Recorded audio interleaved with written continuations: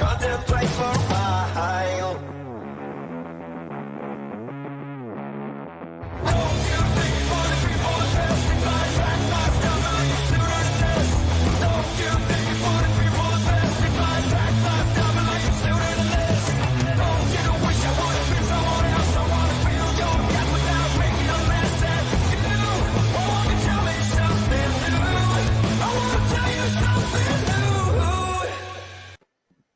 What's up, everybody? We are live on the Security Squawk podcast.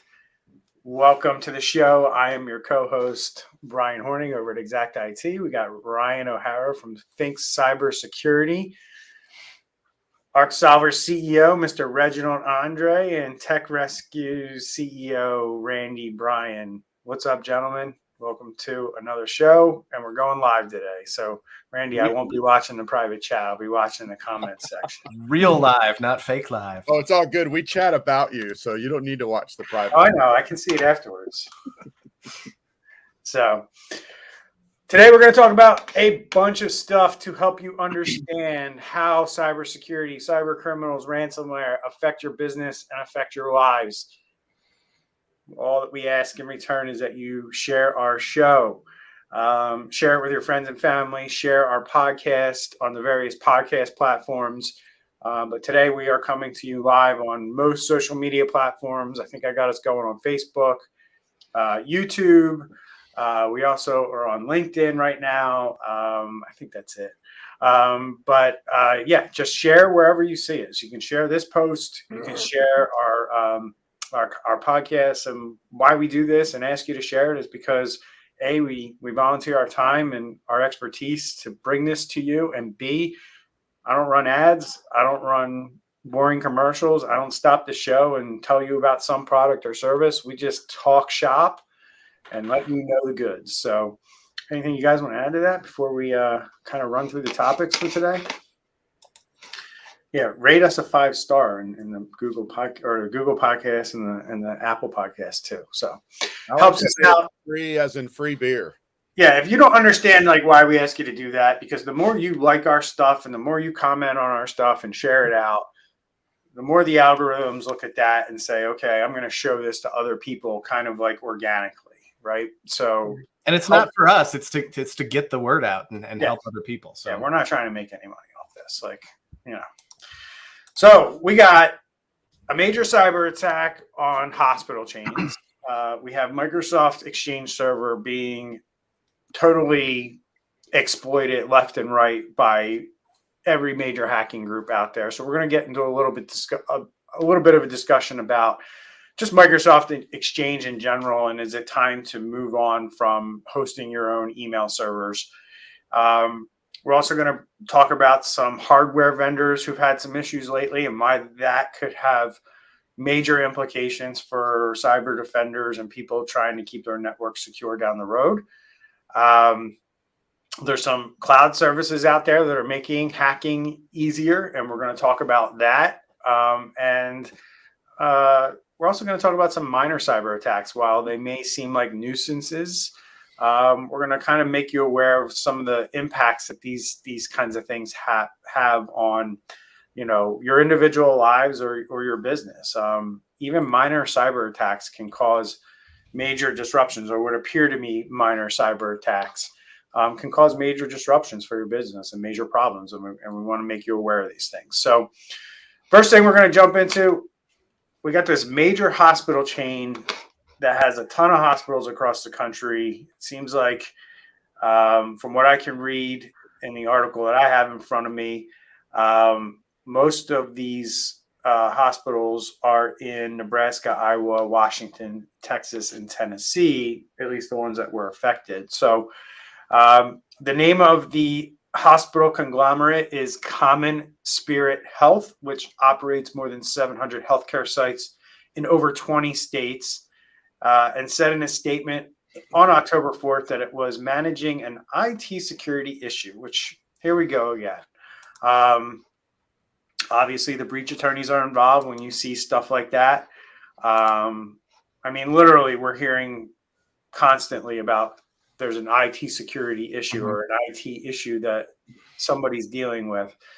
And we're not consistently now, we're not getting the information that it's ransomware for weeks and months later.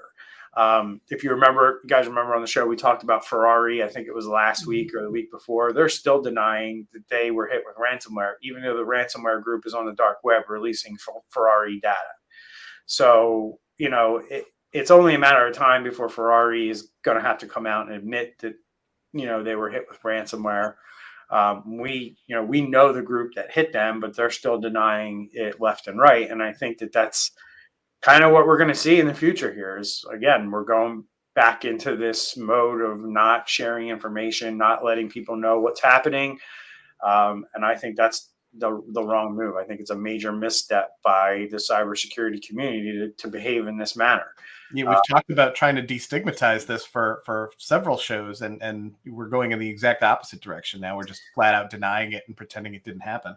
Yeah, well, I think it's, again, we talk about this kind of, as in our business groups that we're all in together. We're in a situation where we're not in control, meaning the IT people, the cybersecurity people, when it comes to these incidents a lot, and that's mainly because of cyber insurance. And I try to stress this to as many people as possible.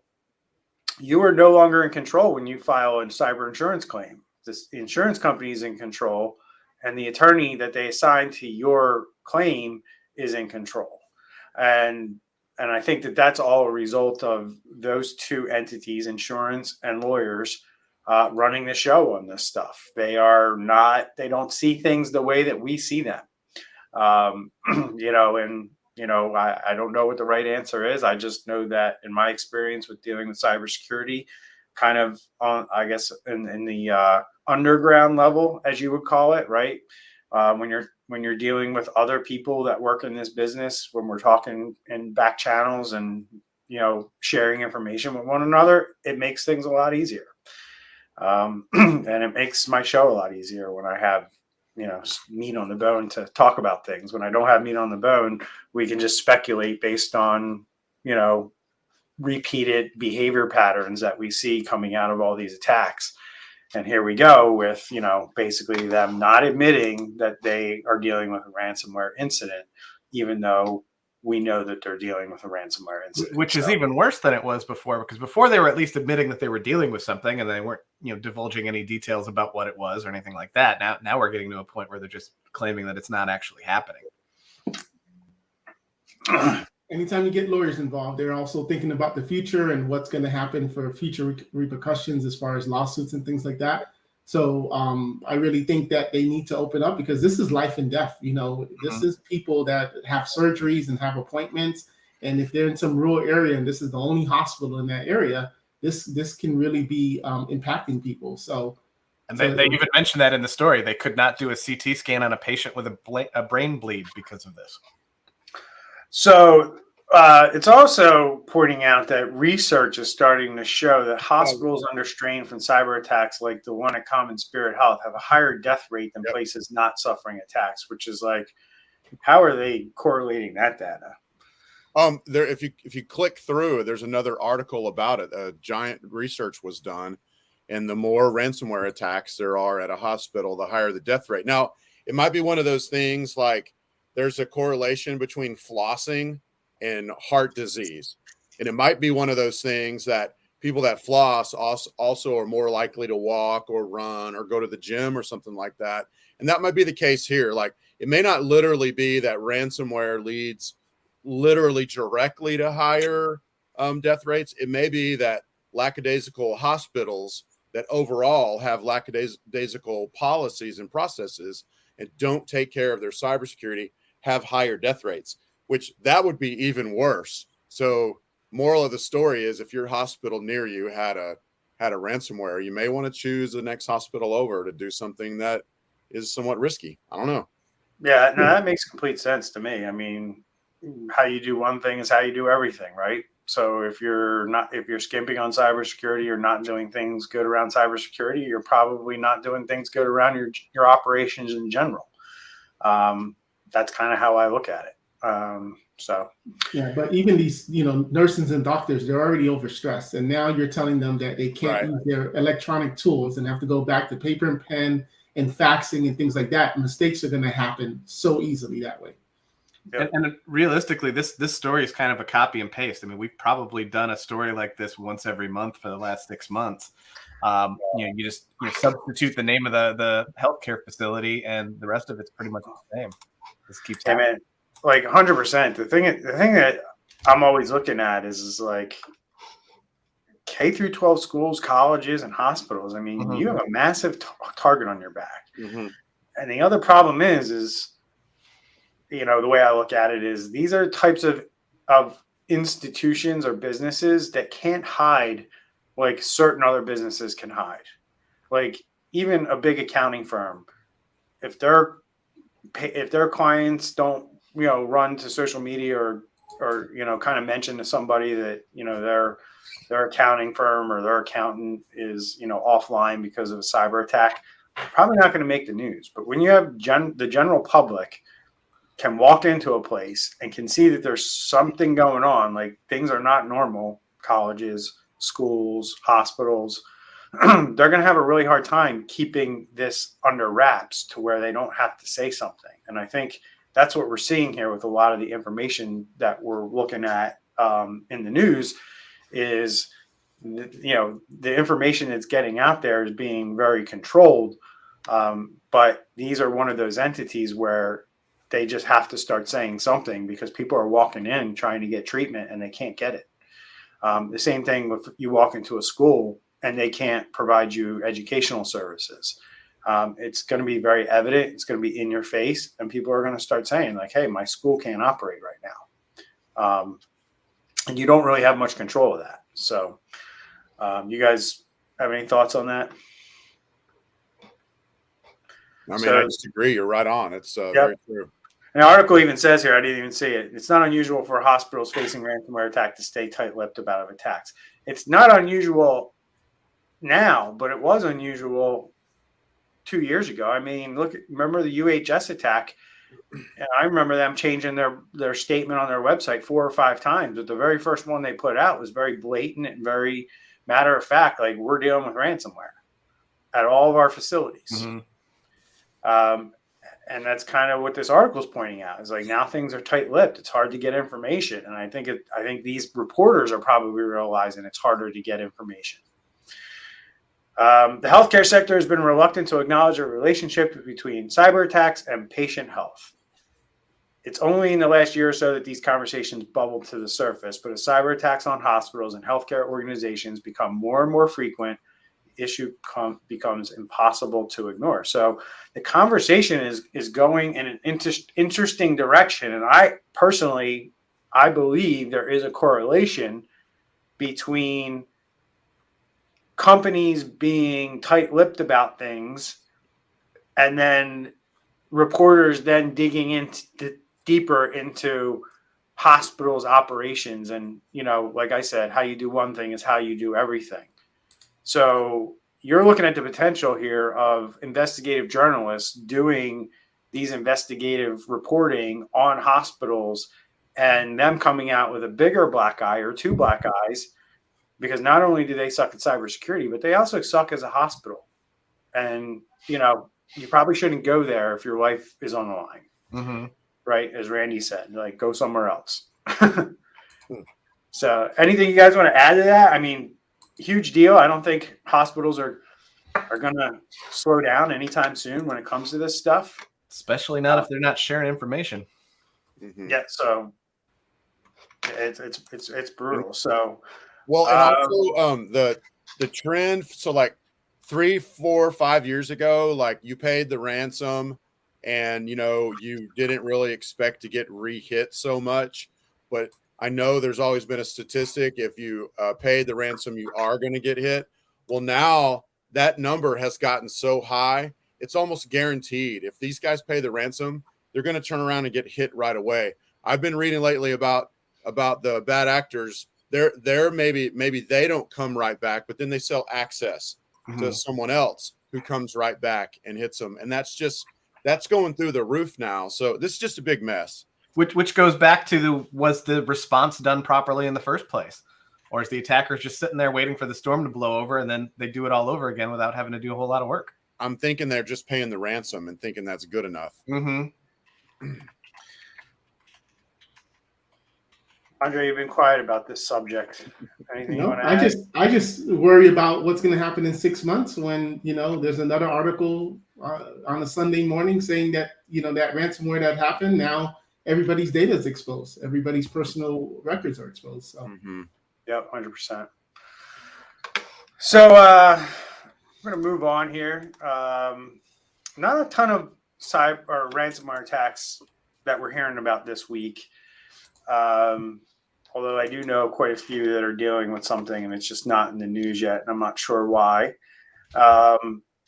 Microsoft is again investigating a report of a new zero-day bug abused to hacked Exchange servers. And this group, Lockbit, which we've talked about before, is a very prolific ransomware group. They are using these vulnerabilities in Microsoft Exchange servers to take over, get admin access to networks, and ultimately do things like deploy ransomware. And we want to talk about this for a little bit because I think a lot of companies, especially mid-market companies, are still managing their own Exchange servers and still kind of haven't adopted the cloud yet, so to speak. And it's really, important for us to highlight, the vulnerability and the risk that you're taking by running your own Exchange servers in 2022. So I guess let's kind of talk about first, like, what's changed, okay? Because, 10 years ago, everybody had their own Exchange server. From small businesses all the way up to enterprises. Exchange admins were in high demand.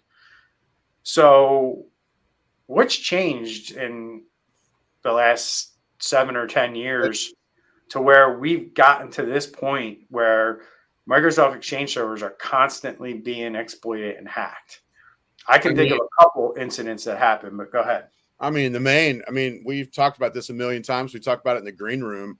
I personally think the main issue was the SolarWinds hack. It goes back to that because a bad actor was able to insert just like this much code into the source code for one of SolarWinds products, a cybersecurity product or a backup product. I don't remember which one it was, but then that got compiled, signed, got rolled out. It went to major cybersecurity companies. It went to defense departments.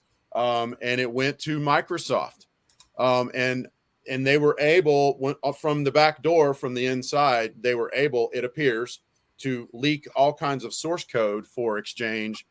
That's why whenever we mention this, I almost break my neck shaking my head. I used to be like a big fan of, if you want to run Exchange, that's cool.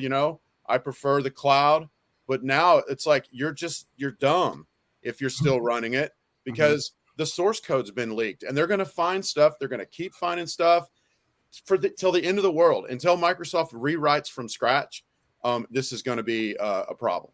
And this particular one, so this is another example of a copy and paste article. We've done this topic several times in the last couple of months as well. But this particular article, the vulnerability that it's talking about is still an undisclosed zero-day vulnerability. So they don't even know what the vulnerability is that's being exploited, on top of the fact that they're still working on 2 other vulnerabilities that they don't have patched. So this is now potentially 3 exposed zero-day vulnerabilities that are on this particular platform. So do you think it's just more Microsoft not having the resources or as much resources compared to their Office 365 platforms? And that's why this is, a 0-day and they can't fix it fast enough? A lot of it, I think, has to do with the fact that the same reason that we're seeing so many more vulnerabilities these days is code has gotten so exponentially complicated. So trying to patch these vulnerabilities without breaking the point of the software in the first place. Look at the print nightmare vulnerability from last year. That took them, a good couple of months to fix that. And their initial recommendation was turn off the print spooler. Which if you have to print, which most businesses do, that's not really a good solution. So, they couldn't find a way initially to fix the problem without breaking the thing that it was supposed to do in the first place. So it does get complicated. And to that point, though, I do think that Microsoft also, would prefer people move to the cloud. At this point, it's not really a matter of why are you just do it, just move. What's holding you back? What reasons can you have for wanting to stick with an on-premises Exchange server, as opposed to moving to the cloud at this point? And I don't know the answer to that. It's been I can picture an old school, IT guy that still doesn't trust the cloud, or something like that, or maybe if it is these large enterprises, maybe the migration itself, the cost, maybe that's something that's holding them back. Yeah. As well. It's been a real thing for 365 though. And this is causing, everything you guys mentioned is spot on, but like from a CEO of a company standpoint, it's not easy to wrap your head around this, right? Because you've had Exchange servers in your business for 20 years, and now we're basically saying, this legit software program probably will, in today's day and age, cause a problem for you, if not soon in the future.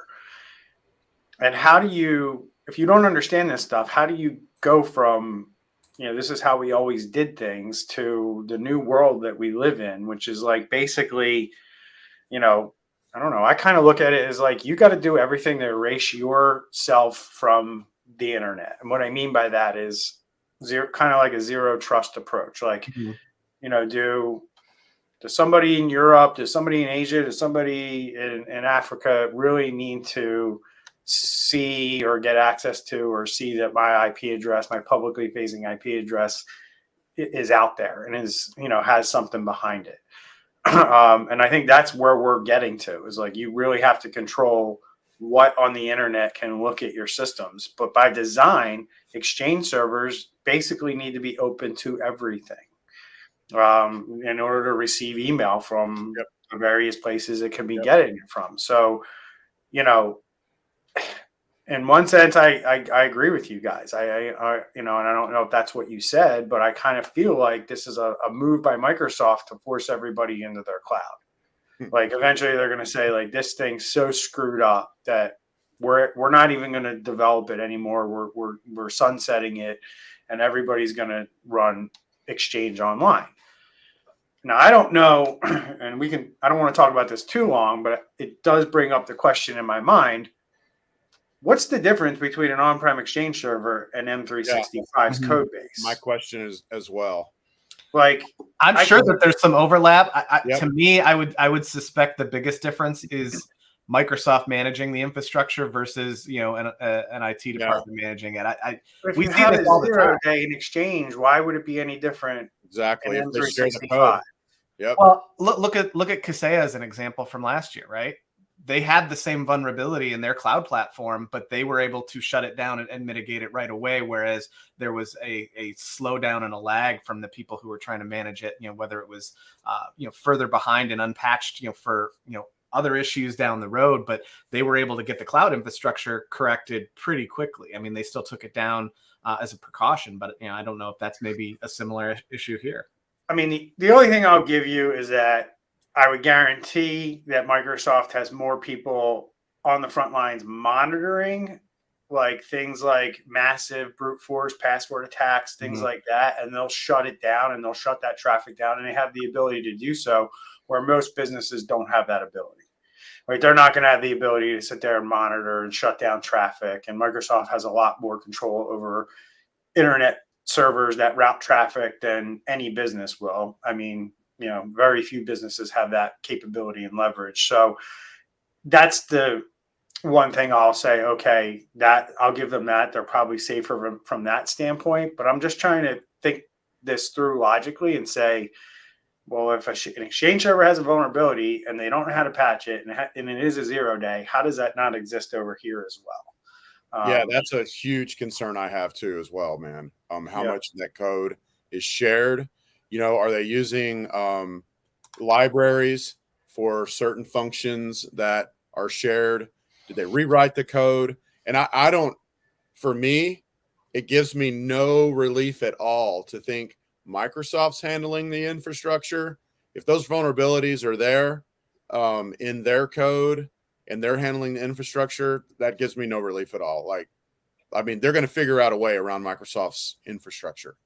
So I don't know, man.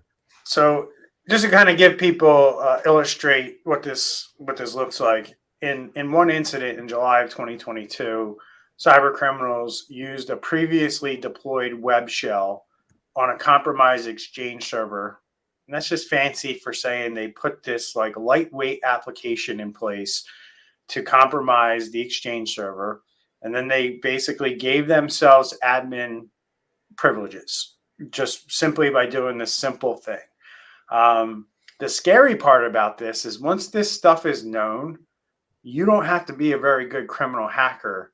Like, you need to be a really good criminal hacker to figure out there's a 0 day, right? But and let's say that's 1% of the world that can figure that out, right? 1% of the cyber criminal community that can figure out how to exploit this.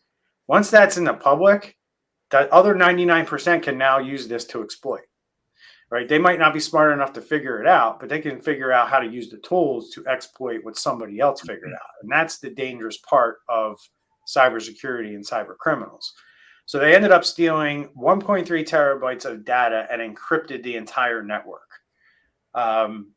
And they basically took the threat actors 1 week to hijack the Active Directory admin account from when the web shell was uploaded. So they put this web shell on the Exchange server, and within a week, they were able to basically take over the admin account for the network and then do whatever they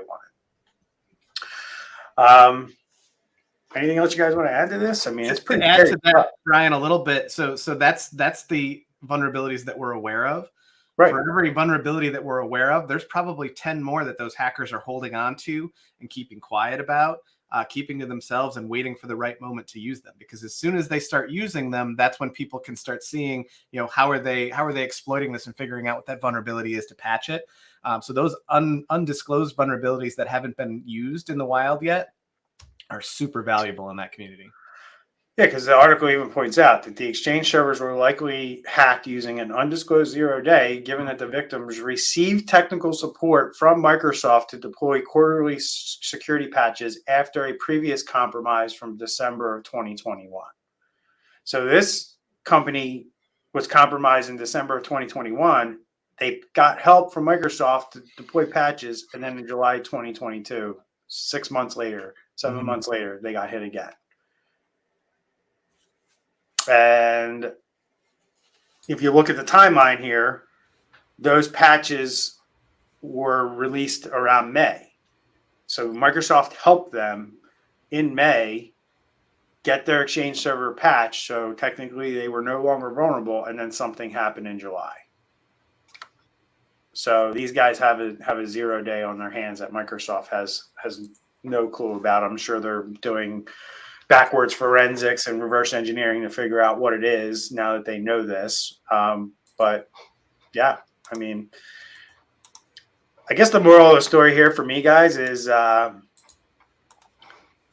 don't anything that you have connected. Like, number one, if you're a business person, a CEO is as minute and as this is going to sound in terms of details, you should fully understand every device that you have that's facing the internet.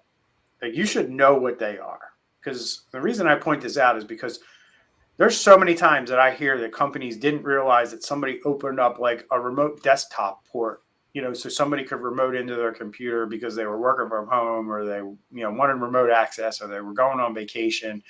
And you're like, and I know a lot of people listening to this right now probably are like, well, that's stupid. Like, who would do that? Like, we know not to open RDP up to the internet. It still happens all the time. Because people think, oh, I won't get attacked if I do this for even like just, the 2 weeks while I'm away.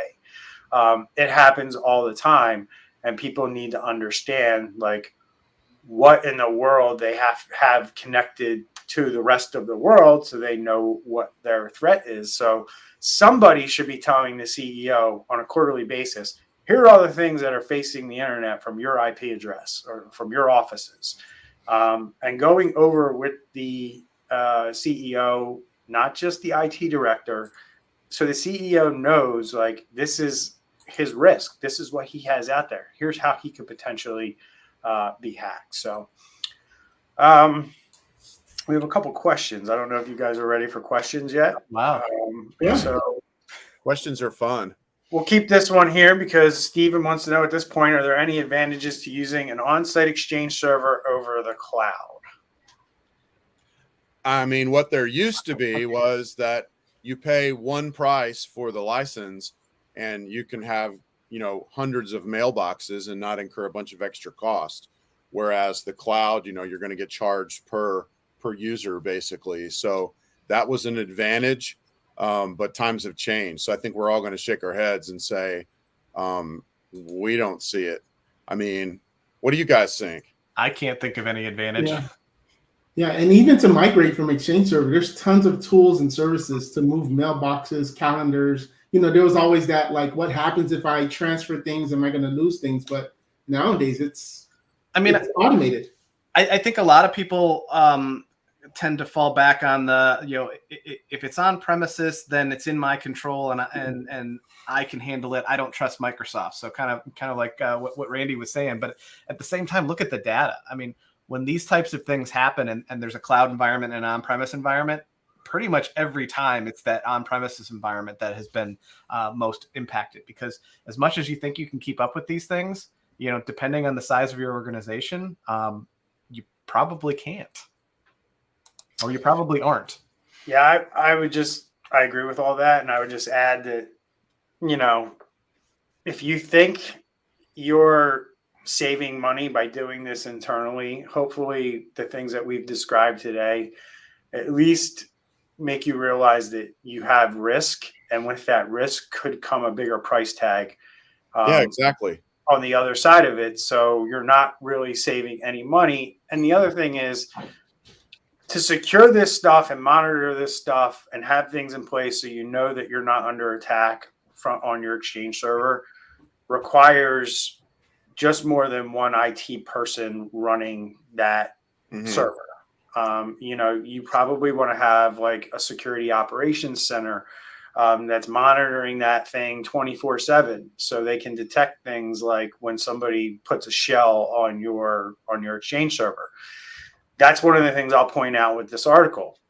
Had they had a security operations center in place, somebody would have detected that got put on there when it got put on there, and they wouldn't have had a week to take over an Active Directory account and get admin access. So, the more things that you're going to do to have in-house, in my opinion, the way you got to look at it is the more things you have to do yourself around security. If you don't have a security operations center in place and you're running any type of server in your business, you have massive risk in your business. That's my opinion. So, yeah, I mean, you mentioned the cost savings versus the risk. Like, literally, I quote your granddad, Brian, like literally every day. The cheap man pays the most. Spends the most. Yeah. What's that? Am I not quoting it right? Cheap man spends the most. Oh, yeah. Cheap man spends the most. And that's the truth here, man. If you're trying to do the Exchange server to save money, it's going to end up costing you so much more money in the long run. Like right now, we need to run away from this as fast as we can. All right. So we got a bunch of questions here, guys. Thank you for everyone for throwing these in here and giving us more stuff to talk about. But what is the first step in mitigating a 0-day attack? Interesting, because I'm sure we probably have 4 different opinions on this, or we can give 4 different points of view. Ryan, what do you think? Getting an expert involved in incident response. I mean, if you're already in the midst of a 0-day attack, if you're not trained in this stuff, don't assume that you can get in there and fix it yourself. You need to get the experts involved right away. Find somebody, or better yet, have somebody on standby before an attack that you can reach out and contact right away, who's experienced in this and can jump in and do what needs to be done. I would say from an IT perspective, from a cybersecurity perspective, live your life like you are in the middle of a 0-day attack. And if you will do that, then you will segment everything. You'll put passwords over here and, multi-factor codes over here. And this guest network segmented from that guest network. That way, when there is a 0-day attack on one of the sections of your business, you have it so segmented they can't just get in there and run freely and get into everything. That's what I would say is, start off by living your life like assuming that they're already in your network. Yeah. And for me, so with a 0-day attack, there's nothing you can do about it because that it's out of your control, but you can certainly have tools in place to help detect and prevent it. So for me, detect and prevent would be the things that you need to have in place prior to, so that you can be aware or something can ring a bell to say, hey, something is weird going on here. Yep. And just like, I'm going to go back to what I said, and that's just approach everything kind of like what Randy said with the zero trust mindset, that you can't look at things as like, I can just put something out on the internet and it doesn't matter who can see it, who can get to it. It matters now. There's too many tools out there where hackers can find you. Yes, there's millions and millions of IP addresses out there, but there are tools and bots that can scan these IP addresses and quickly, report back to somebody, this is what's behind this IP address, or this is what's on this IP address. And you just have to look at things from a standpoint of what are we exposing these devices to? And, how do we make sure that, you protect them, right? And that's, talking about publicly facing things. We also have to deal with, 0-day vulnerabilities inside your network too, right? So my actual answer to his question is, or her question, I think it's a girl, yeah. So is you got to, number one, pick a framework, because as we say on the show all the time, this is all layers. Like, you have to do this in layers. There's not one thing that you can do. So I would say holistically, understand a cybersecurity framework and start understanding the different components and different layers and different controls, and start understanding where you need to get better at. And then as you are able to reach like almost full compliance with a certain framework, then you're really going to be in a position where you're protected from 0-day attacks. And we're just not there yet with most people, in my opinion. I think we have a long way to go before people really understand what these frameworks are. I'm going to skip, let me see. I think the next two questions are kind of related, so I'm going to hold those off till the end. We only have about 8-10 minutes left. So Wow. Go ahead. No, I'm saying, wow, time flew. Yeah. So there's a couple of things here, and I want to move through them quickly. We mentioned on, I believe, last week's show about that the ability for cyber criminals to basically evade your endpoint protection, because the endpoint protection is what a lot of people think is protecting them from things like ransomware. That's today's term for antivirus, if you don't know what endpoint protection is or means. And hackers are basically able to circumvent any detection by doing what's basically a driver-based malware, driver-based attack. And it's designed to, there's really no difference between what I'm hearing in this now and what was basically called a rootkit back in the day, right? Rootkits just basically took vulnerabilities and legitimate drivers on Windows systems and used them to make their malware function.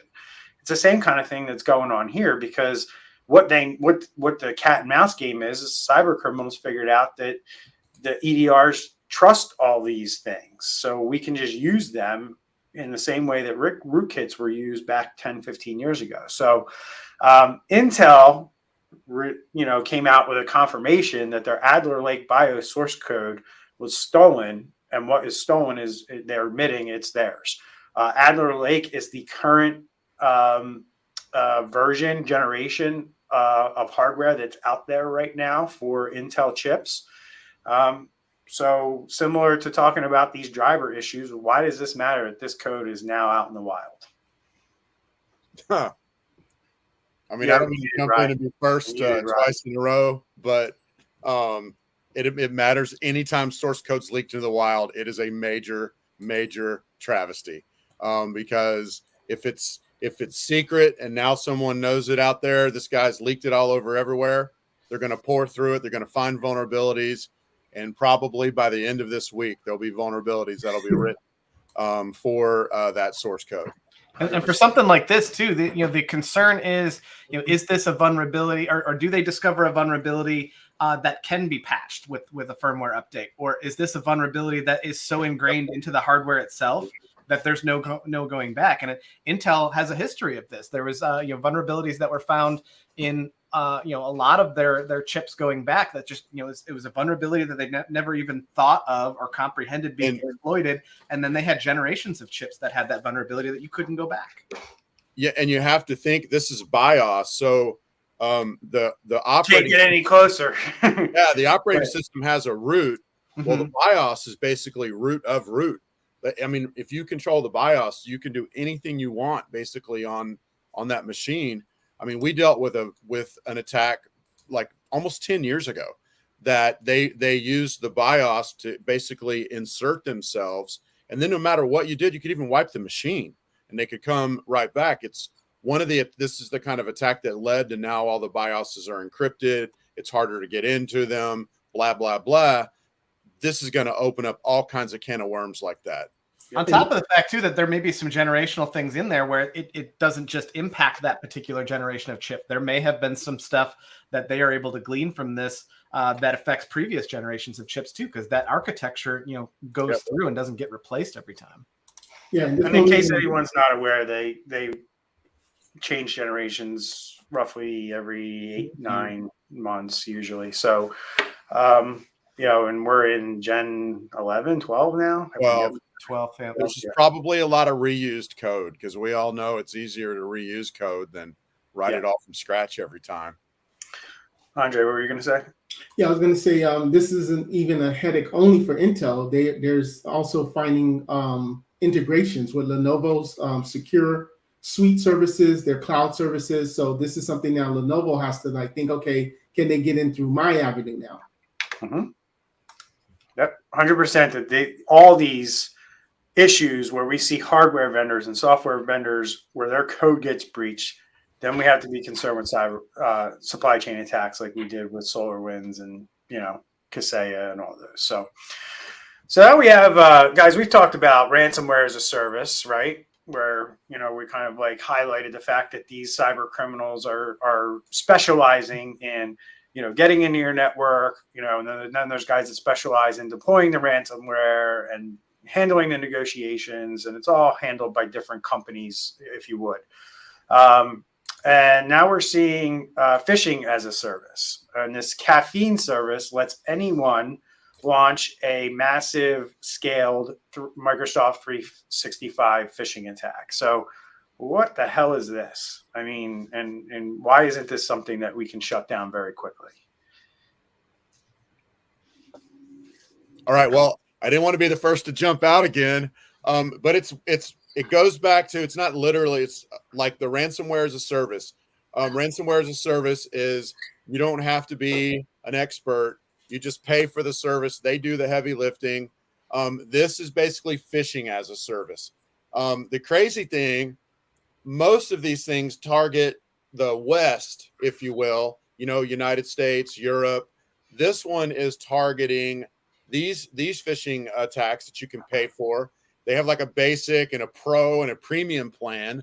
Actually target Russia and Chinese addresses. So that's also very interesting. But just the whole idea of a phishing as a service where they can just pay a certain amount a month, all the heavy lifting's done. All you have to do is be evil and then have the money, and then boom, they do everything else for you. Quite a development. Yeah, it's constant contact for cyber criminals. They've got tiered subscription plans. I mean, the screenshots just look like ordering any other piece of software. The other scary thing is like these guys are literally set up to evade everything. You know what I mean? Like they're going to keep the email flowing, so they have different things set up so they can't be shut down by IP address. They probably already have phishing email templates. Hey, these are the most popular ones that are working and getting people to click on. And they're literally able to go in and just pull in a template to trick you and get you to click on something. And this is, I mean, why we're talking about this and why this is so important, because what it used to take to set something like this up at this level was very, very difficult. Yep. Now it's as easy as going up and signing up for a MailChimp account. They built it to scale. Yeah, They did. And some of the features of the service, the one that caught my attention the most is IP block listing, right. Which allows the attackers, you can block out certain people, you can block out geocodes, and that can really help you evade detection when people are looking into how this happened. We mentioned that on one of our podcasts, I think it was a couple months ago, how there was a whole service that was doing this, and you could actually list people that had clicked on a link, and then everybody else was block list. So it was allow list only into the phishing thing. This seems to have some features very similar to that. So it's looking pretty sophisticated. Yeah, but I mean, to me, this is something that the authorities should be able to shut down very quickly. I mean, to figure out where this is all coming from and just kill it, and maybe kill their website 5 or 6 times, and then it's just like, all right, this is just not worth it. So hopefully, but we'll see. It depends where they're operating out of and how good the local authorities will cooperate. So seems like Russian hackers decided to set their sights on some U.S. airport websites recently. We'll talk about this briefly, and then we'll kind of wrap up with these 3 or 4 questions that I have left over. They're kind of all related. Mm-hmm. But you guys kind of said this is a little bit of a nothing burger. And as we're going through the show, I'm kind of thinking, well, it's kind of not. Yes, it is a nothing burger in the sense that, like, there was no ransomware deployed. It basically, what it tantamounted to at the end of the day was their websites were down for a little while. Maybe right? Overblown is a better word. I mean, some of the ways the media outlets were talking about this made it look like there was a huge attack coming from Russia on American airlines, right. But it was really just the websites. But it's still serious. But it's serious in the sense that, number one, what they did was they did a denial of service attack, which basically means they send a bunch of web traffic towards your servers and it overloads them, and then they can't load web pages. A couple of things that come to mind with that. A lot of times DDoS attacks are kind of like, the tail wagging the dog type of thing, where they're actually doing something else. Mm-hmm. And they just, get everyone's attention over on the DDoS attack while they're doing something else. I would imagine that a lot of people use airport websites to, learn if flights are, I'm sure that you can link to flight, like I know in the Philadelphia website, PHL, you can see all the flight statuses from their website. You don't have to go, anywhere else. And obviously, if you want to find parking or you want to know how to pick somebody up at that airport, you're probably going to these websites. My concern is that, they have done this. Can they, where do you need to be concerned, especially as a business owner? When you have a publicly facing website, it's not out of the question that they use your website to deploy malware, right? If they can, embed some kind of code in there that then loads up, an ad or something that somebody clicks on that then, causes the visitors of those websites to have a problem with adware or malware. That's the concern here. Like you need to have cybersecurity on your website. You just can't have some web designer throw up a website and never think about the security side of things.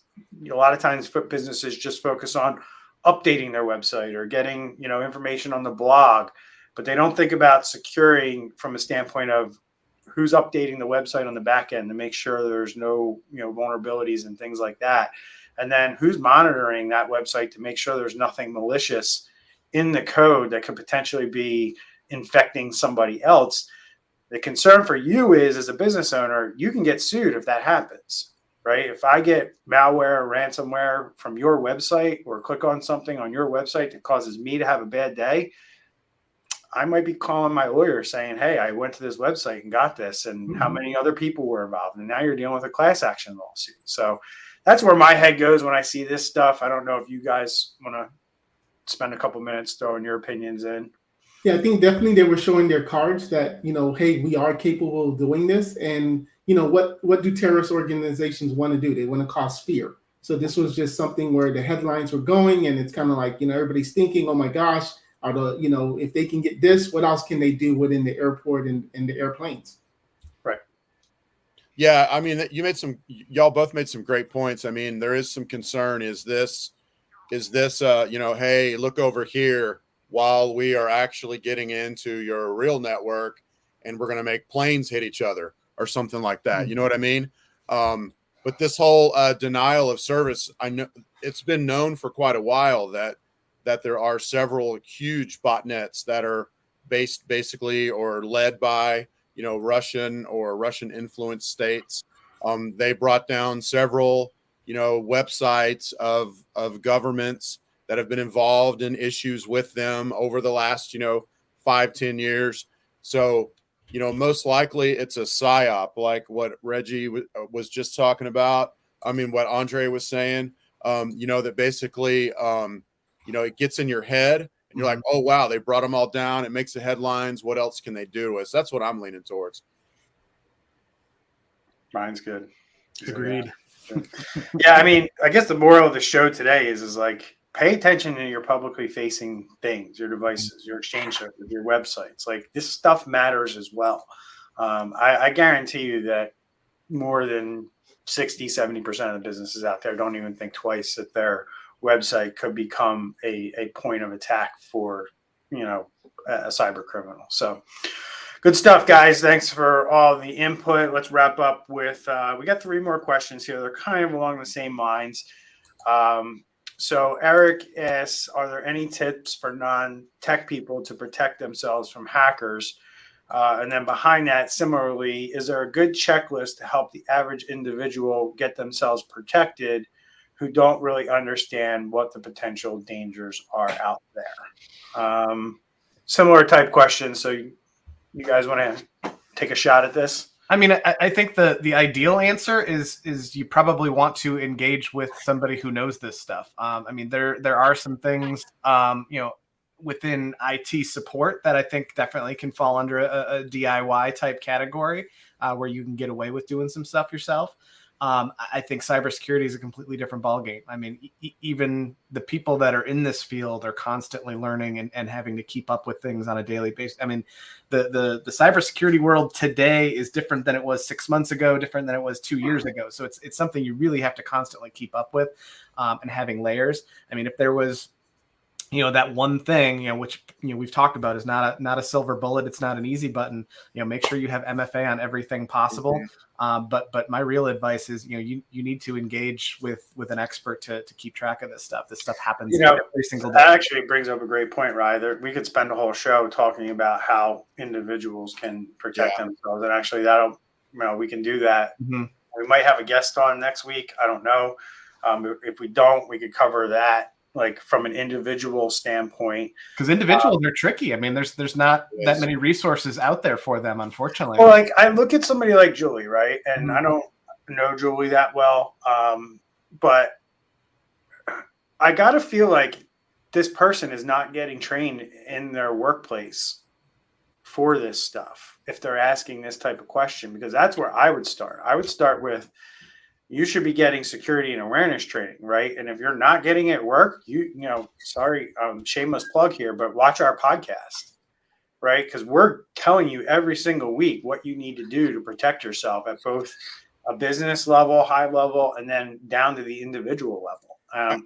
Individuals need to be aware of phishing, smishing, which is text message, phishing attacks, how things can come in through social media. Like, you need to understand like how you could potentially be attacked by a cyber criminal. And there's a lot of different ways. And then like when you get these text messages, when you get these phishing emails, what do you do with them? How do you respond to them? How do you know if it's legitimately from your friend or not? That's what security and awareness training will get you. It'll get you smart on this stuff, but so will listening to this podcast. I mean, we've been doing this for at least 2 years, right, Andre?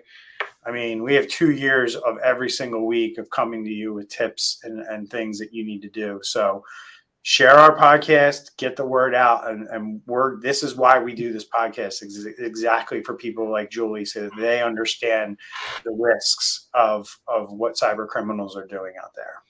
Well, and I also think where she's coming from is your average individual that's not on a company-owned device at a company, getting full stack cybersecurity, getting training from a company. And, it's a really big hole right now.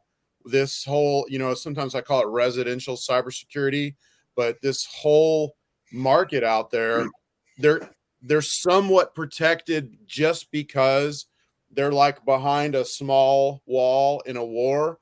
An individual you're not going to get $10 million from if you hack them, maybe 500. So the criminals are going where the money is. But as that gets harder and harder, you're going to see more automation, more ransomware as a service, phishing as a service, and it's going to move down towards those basically targets where they can get $500 or $1,000. And it's a huge need right now. Somebody listens to our podcast needs to start a residential cybersecurity company where you just charge a certain amount, and it's all automated so you can make money and then they can stay safe. Not me. But the bigger concern for me is like, I have young kids, and I'm very vocal that my kids will not have devices until they're well into their teens, because I look at these devices as no different than putting a kid behind a car. You have to train kids on these cyber risks as well. I know too many kids that have phones that are in elementary school, middle school, high school, and they get one of these text messages and they just click on it because they're curious. Like, what happens if I do this? And boom, their phone's bricked. They have ransomware. And that's the concern that I have, is that like, we're not educating the adults who are giving these devices to the kids. And now we have a whole slew of kids that are going to have to be retrained on these devices when they get in the corporate world or when they get older and they actually have things like credit scores to worry about or bank accounts with money in them. That's where this starts to become a problem, because technology use is so ingrained in you to do it a certain way for a decade before you get to that age. If you're giving your kid a device at 8 years old, and then by the time they're 18, they have horrible cyber hygiene, they're going to get hacked. And that's where we're getting to. And then we're going to have a whole, we're as cyber defenders, when they get jobs and they go in the corporate world, we got to unwind 10 years of all of that. So that's, that's another piece of this, because we haven't had to unwind bad cyber hygiene from a lot of the people that we're dealing with today, just because of their age and how long technology's been in their lives. We're starting to get to the group of people where technology has always been in their lives. So, all right. So last one, we'll spend like 30 seconds on it. How do I know if I'm under attack as a non-tech person? Is there a first sign that we should notice before it gets worse? I mean, I would just say, as a rule, never trust, always verify. So always be on the lookout for things that may not be what they seem. Wow. And go ahead. Yeah. So how do I know if I'm under attack? Typically, if your computer's acting a little differently, you're trying to open up a Word document and all you're seeing is X's and O's, then that could be some type of sign. Or if you just get a file, a notepad that says, read me ransomware, that's also your indication that you have an issue. Yeah, weird stuff going on with your computer. Also, maybe an exponential growth in like messages or SMS messages coming your way. Also, people replying back to you like, "Hey, why'd you send me that message?" And you didn't send it, and you look in your sent mailbox and nothing's there. Which, by the way, if you do get a message like that, I think that you should, like, it's a message from a friend that's obviously malicious, pick up the phone and call them. If you reply back, there's going to be some kind of filter in there. It's going to make your email deleted. So pick up the phone and call that person and let them know what's going on. Yes. Yeah, and I'll just add to that. Weird stuff with your computer, weird stuff with your email. So I would say check your sent items folder, Make sure you don't have any weird messages in there that maybe you didn't send. That's an indicator of business email compromise or email compromise. And then look at your rules in your email. Make sure you don't have any weird rules that are set up to delete certain emails or forward them to a different place. Business email compromise is a pretty big deal when it comes to that. And that's usually a precursor to something like a ransomware attack. You're going to know when you have a ransomware attack. They're not hiding that. They're coming right out and telling you that they got you. And plus, you won't be able to open any files on your computer. So hope that helped, Chelsea. Thanks, everyone. Great show. Hour. Wow. Hope everybody got a lot out of this, and we'll see you next week. Take care, everyone. Thanks a lot. Bye-bye. All right.